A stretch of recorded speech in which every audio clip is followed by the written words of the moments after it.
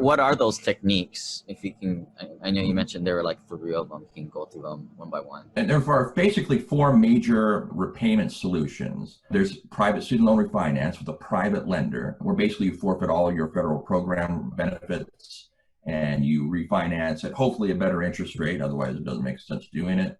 But of course, you may have a higher payment because it's a shorter term. Typically, lenders will offer you a lower interest rate, but they'll, on the condition that you can afford the payment, that will create a 7 or 10 or 12 or 15-year term instead of the 25-year term sometimes associated with student loans. And there's also, if you work for a nonprofit, of course, public service loan forgiveness is its own juggernaut, is very nuanced and complicated, and understanding how that program works and whether it's worth pursuing and its reliability. Those are all issues that come up. That would be the second one.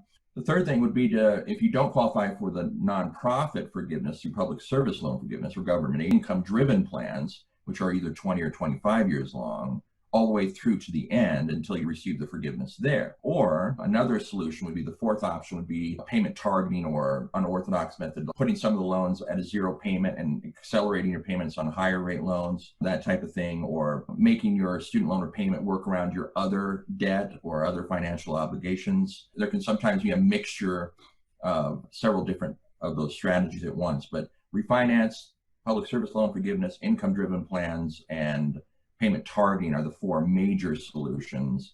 And then how to incorporate that into your own financial objectives is, of course, the more complicated part. And then, of course, for a lot of us that where time is more valuable than money, you guys do all the paperwork.